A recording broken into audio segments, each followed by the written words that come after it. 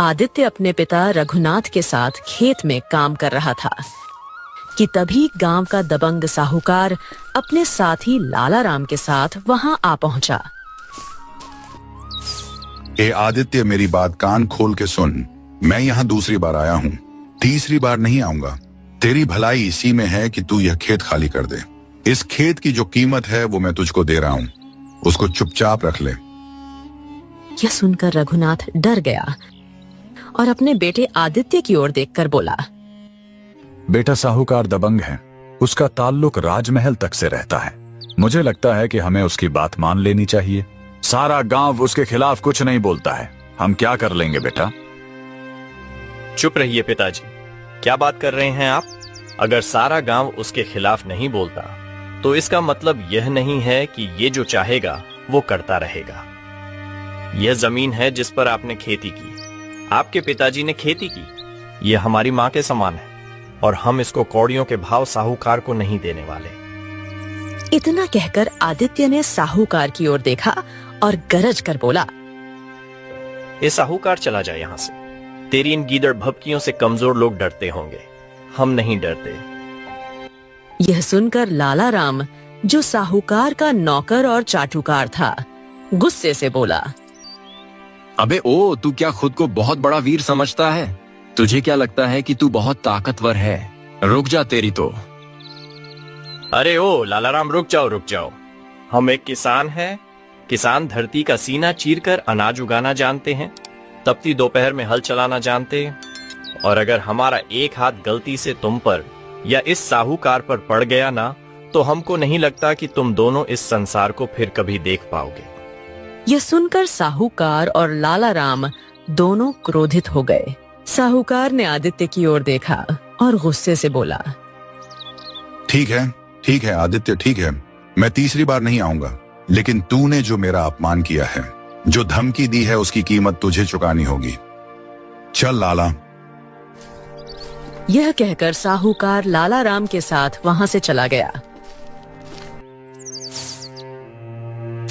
कुछ देर बाद आदित्य अपने पिता रघुनाथ के साथ घर लौट आया।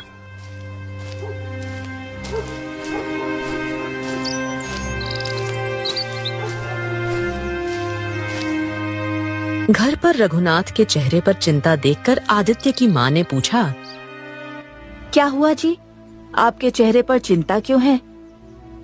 रघुनाथ ने सारी बात अपनी पत्नी को बताई। यह सुनकर वो आदित्य से बोली, बेटा, ये तूने क्या किया? अगर साहूकार कौड़ियों के दाम खेत मांग रहा है तो दे दो, हम कहीं और चले जाएंगे। मेहनत मजदूरी करके जीवन काट लेंगे, जान से बढ़कर कुछ नहीं होता। आदित्य ने गुस्से से अपनी मां की ओर देखा और बोला, ए अम्मा, हमारी रगों में पानी नहीं खून बहता है और साहूकार से हमको डर नहीं लगता। और वैसे भी गांव में कोई तो होना चाहिए जो उसके खिलाफ आवाज उठाए। इतना कहकर आदित्य घर से बाहर निकल गया।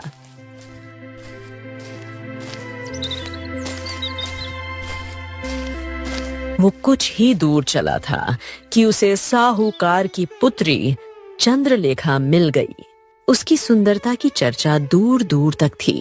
वो अपने पिता के विपरीत थी और आदित्य को मन ही मन पसंद भी करती थी। आदित्य, मैंने सुना कि तुमने पिताजी और उनके नौकर लाला राम को बहुत कुछ सुना दिया खेत में। हाँ चंद्रलेखा, बहुत अच्छा किया तुमने। अगर गांव के और लोग भी इतनी हिम्मत करते तो पिताजी का दबदबा इतना ना होता। अत्याचार करने वाला उतना दोषी नहीं होता जितना उसे सहन करने वाला। लेकिन हाँ, मेरे पिताजी खतरनाक हैं, उनसे होशियार रहना।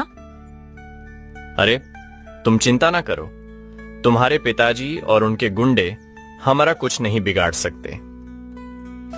इतना कहकर आदित्य वहां से चला गया।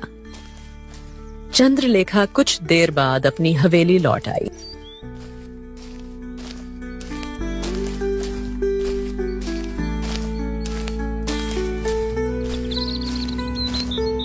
हवेली में साहूकार गुस्से से लालाराम के पास बैठा हुआ था।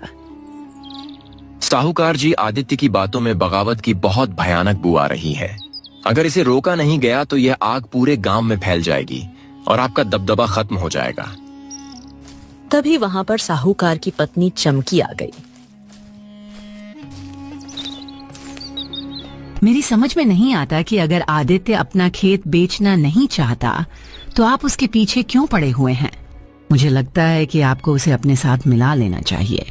ऐसे बहादुर नौजवान बहुत कम मिलते हैं। अरे तुम्हें क्या लगता है चमकी कि क्या मैंने ऐसा करने की कोशिश नहीं की? लेकिन उस लड़के ने मेरे मुंह पर मना कर दिया और कहा कि वो मेरे जैसे अत्याचारी साहूकार के साथ कभी भी काम नहीं करेगा। वो एक किसान है, किसान खेती ही करेगा।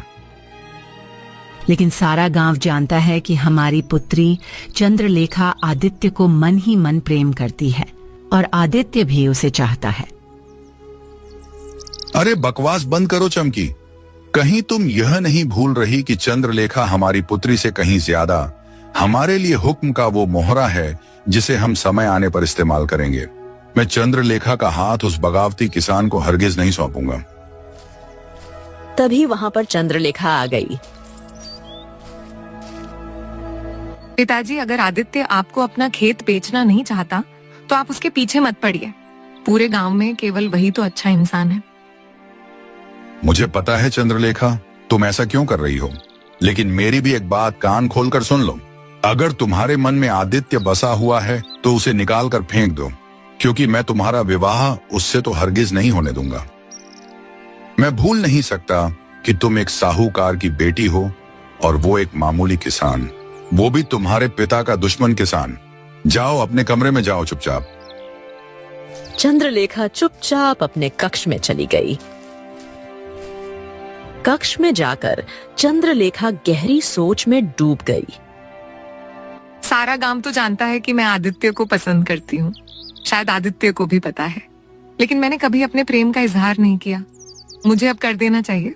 अगर आदित्य भी मुझसे प्रेम करता है तो मैं दावे से कह सकती हूँ कि वो इतना बहादुर है कि पिताजी की आंखों के सामने ही मेरी मांग में सिंदूर भरकर मुझे ब्याह कर ले जाएगा। उधर साहूकार गुस्से से अपनी हवेली से बाहर आ गया। हाँ लाला राम, बहुत हो गया। आज रात आदित्य अपने खेत में रुकेगा, क्योंकि उसकी फसल अब पक चुकी है और जंगली जानवरों का खतरा है। तू एक काम कर, अपने 2-3 आदमियों को भेज और आदित्य को रास्ते से हटवा दे।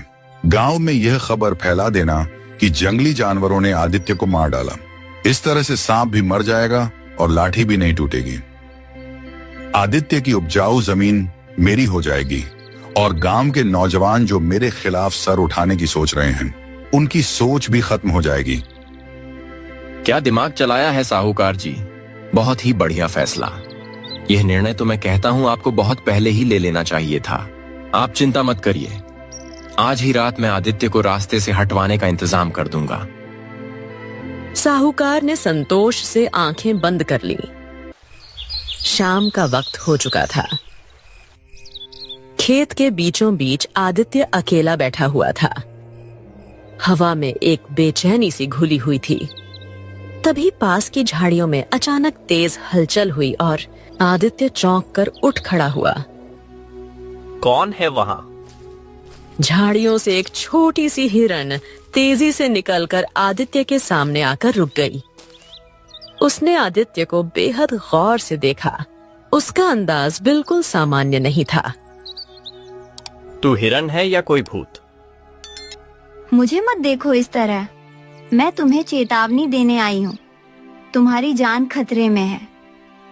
आदित्य के चेहरे पर आश्चर्य और संशय एक साथ उभर आया। अरे तू इंसानी आवाज में कैसे बोल सकती है? अरे हिरण के भेष में कहीं तू कोई चुड़ैल या पिशाचनी तो नहीं? मुझे हिरन नहीं, हिरन रानी कहो। मैं तुम्हारी जान बचा रही हूँ और तुम मुझ पर शक कर रहे हो। मैं तुझ पर भरोसा कैसे करूं? हिरण कभी इंसानी भाषा नहीं बोलती। समय आने पर सब बता दूंगी, लेकिन अभी एक बात ध्यान से सुनो। आज रात खेत पर मत रुकना। साहूकार और लाला राम ने तुम्हें मारने की योजना बनाई है। मैंने खुद उनकी बातचीत सुनी है। वो जंगली जानवरों के बहाने तुम्हें मरवाना चाहते हैं। इतना कहकर हिरन रानी तेजी से झाड़ियों में गायब हो गई। कुछ देर तक आदित्य वहीं खड़ा रहा। फिर सोचते सचते खेत छोड़कर चला गया।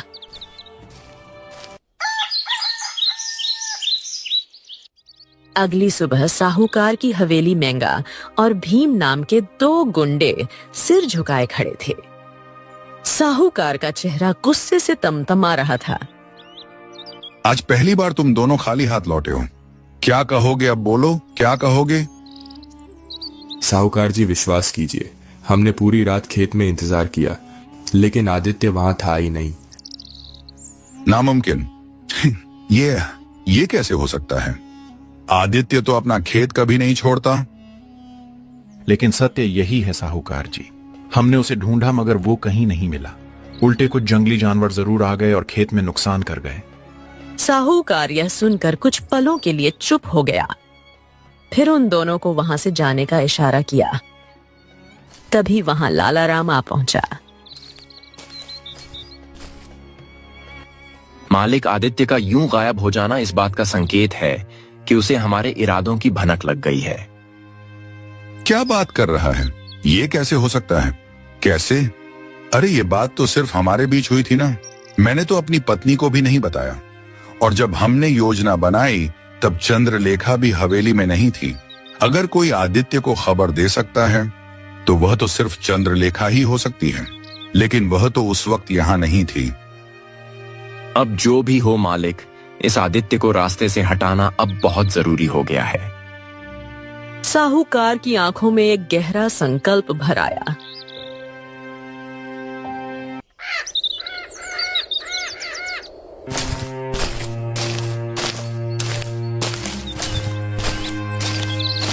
अगली सुबह जब आदित्य खेत पहुंचा तो वह चौंक गया, क्योंकि फिर वही हिरण सामने आकर खड़ी हो गई।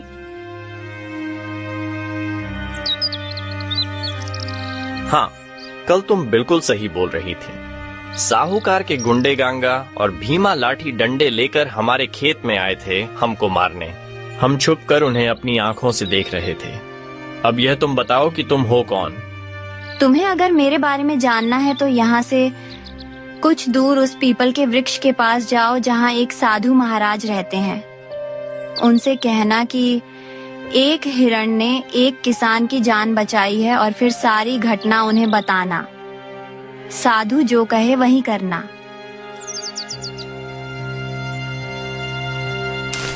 इतना कहकर हिरण बड़ी फुर्ती से वहां से चली गई। आदित्य की समझ में कुछ नहीं आया, लेकिन कुछ देर बाद वो खुद से बोला, हाँ, जो भी हो, इस हिरण के बारे में जानना बहुत जरूरी है। इसने हमारी जान बचाई है, नहीं तो कल रात तो हम मारे गए होते।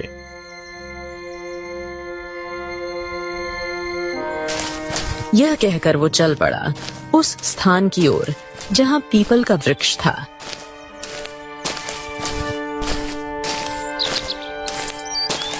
वहां साधु महाराज बैठे थे।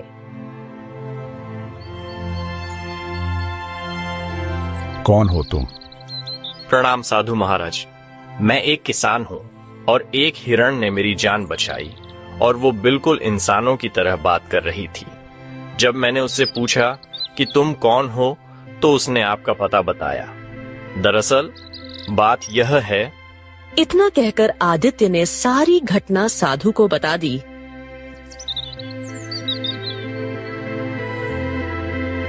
साधु रहस्यमयी अंदाज में मुस्कुराए। हाँ, तो आखिरकार उसे यानी कि हिरण रानी को अक्ल आ ही गई। देर आए दुरुस्त आई। लेकिन चलो आगे चलो। ये सुनकर आदित्य चौंक गया। आपकी वजह से? क्या मतलब? सारी बातों का रहस्य तुम्हें पता लग जाएगा। पहले यह बताओ, तुमने मुझे गांव की सारी घटनाएं बताई कि कैसे साहूकार तुम्हारी जमीन हड़पना चाहता है, लेकिन तुम उसके सामने नहीं झुके। और यह भी जान लो कि उसकी बेटी चंद्रलेखा अपने पिता की आदतों से बिल्कुल अलग है। वो तुम्हें मन ही मन पसंद करती है। क्या तुम भी उसे पसंद करते हो? पसंद तो करता हूँ महाराज, लेकिन वह तो साहूकार की बेटी है। और दूसरी बात यह, गांव के सारे लोग सिर्फ चुपचाप बातें करते हैं। चंद्रलेखा ने अभी तक अपने प्रेम का इजहार तक नहीं किया है। अगर वह अपने प्रेम का इजहार करे तो क्या तुम में उससे विवाह करने की हिम्मत है? बिल्कुल है साधु महाराज। अगर वह हमारी पत्नी बनना चाहती है तो फिर दुनिया की कोनो ताकत हमें एक होने से रोक नहीं सकती। अगर उसका पिता अच्छा इंसान होता तो हम उसके आशीर्वाद के बिना विवाह नहीं करते। लेकिन गांव में कौन नहीं जानता कि साहूकार और उसकी पत्नी कैसे हैं। ऐसा कोई दिन नहीं जाता महाराज जब गांव का कोई बच्चा, बूढ़ा या औरत उन्हें कोसते ना हो। बताइए भला। हाँ, तो मेरी बात ध्यान से सुनो। अगर चंद्रलेखा तुमसे प्रेम का इजहार करे तो तुम्हें उसी गांव के मंदिर में उससे विवाह करना होगा और तुम्हें उस हिरण का आशीर्वाद लेना होगा। जब तक वो हिरण चंद्रलेखा और तुम्हें आशीर्वाद नहीं देती, वो अपने असली रूप में नहीं आ सकती। अगर तुम्हें यह करने की हिम्मत है तो तुम्हारा विवाह मैं स्वयं संपन्न कराऊंगा। क्या बात कर रहे हैं? अगर चंद्रलेखा हमसे प्रेम का इजहार करती है तो हम तो जरूर उससे विवाह करेंगे, और जब ऐसा होगा ना तो हम स्वयं आपको बुलाने आएंगे साधु महाराज, और आपको अपने साथ गांव के मंदिर ले चलेंगे।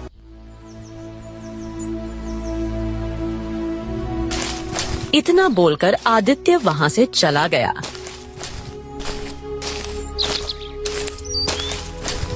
आदित्य जैसे ही अपने गांव पहुंचा, तभी गांव का मुखिया उसे मिल गया। आदित्य, अरे भाई कहाँ थे? हम तुमको कब से ढूंढ रहे हैं। तुम रात को घर भी नहीं आए और तुम्हारे माता पिता बहुत परेशान हैं। क्या हो गया?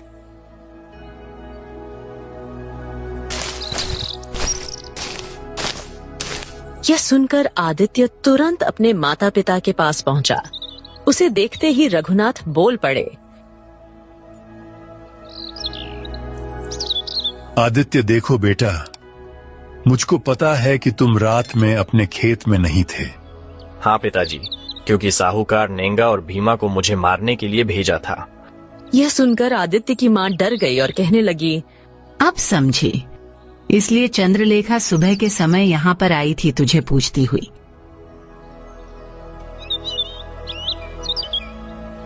यह सुनकर आदित्य चौंक गया और तुरंत घर से बाहर निकल पड़ा।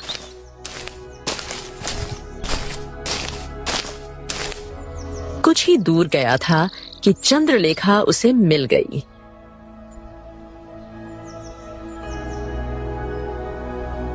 आदित्य, वर्षों से मेरे मन में एक बात दबी हुई थी। मुझे तुम्हारी बहादुरी देखकर बहुत अच्छा लगता है। न जाने क्यों तुम मुझे किसान नहीं बल्कि एक राजा जैसे लगते हो। आदित्य, मैं अपने पिता और माँ के साथ नहीं रहना चाहती। मैं तुमसे प्रेम करती हूँ और विवाह करना चाहती हूँ। क्या तुम मुझसे विवाह करोगे? चंद्रलेखा, विश्वास करो, न जाने कब से मेरे कान तुम्हारी जुबान से यही सुनने को तरस रहे थे। हाँ, चलो चलो, मेरे साथ चलो चंद्रलेखा, चलो। आदित्य तुरंत चंद्रलेखा को साधु के पास ले गया। साधु उन्हें देखकर प्रसन्न हो गए। हाँ, लगता है कि चंद्रलेखा ने अपने प्रेम का इजहार कर दिया है। तुम्हारा विवाह आज ही होगा।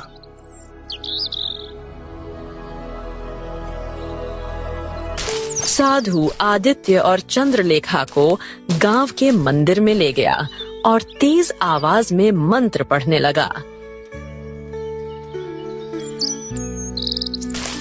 तभी बड़ी फुर्ती से वही हिरण वहां दौड़ती हुई आ गई।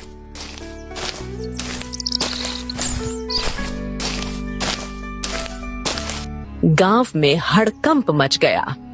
अरे भैया, साहूकार की बेटी चंद्रलेखा आदित्य से विवाह कर रही है और साधु उसका विवाह करवा रहा है। देखो भैया। यह बात जब साहूकार और उसकी पत्नी चमकी को पता लगी तो वह बुरी तरह चौंक गए। अरे चौंकने से कुछ नहीं होगा। जल्दी से मंदिर चलो और किसी भी तरह से उनके विवाह को रुकवाओ साहूकार जी, नहीं तो हमारा सपना अधूरा रह जाएगा। जल्दी चलो। मैं ऐसा हरगिज नहीं होने दूंगा। जाओ और भीमा को बुलाओ। अब मैं आदित्य को गांव में सबके सामने मार डालूंगा, चाहे राजा विक्रम हमको फांसी ही क्यों ना दे दे। चलो।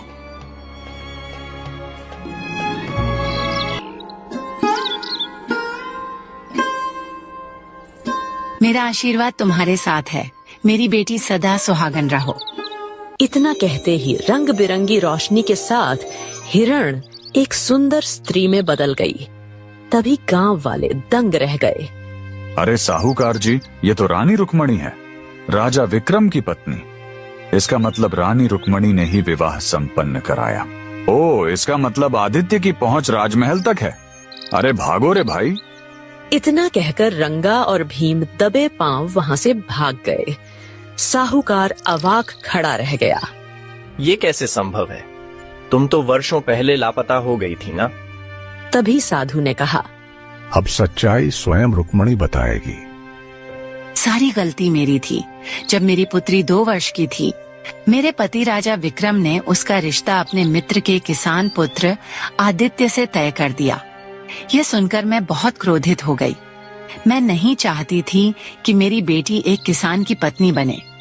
साहूकार उस समय मेरे महल में कर्मचारी था। मैंने उससे सलाह ली। उसने कहा कि वो मुझे और मेरी बेटी को ऐसी जगह ले चलेगा जहां राजा विक्रम हमें खोज नहीं सकेंगे। मैं उसकी बातों में आ गई। वो हमें जंगल ले गया। रात में बोला कि यहीं रुकते हैं, आगे जानवरों का खतरा है। फिर कहा मैं खाना लाता हूँ। लेकिन अचानक मेरे सिर पर वार हुआ और मैं बेहोश हो गई। सुबह उठी तो बेटी और साहूकार दोनों गायब थे। घायल हालत में भटकती रही।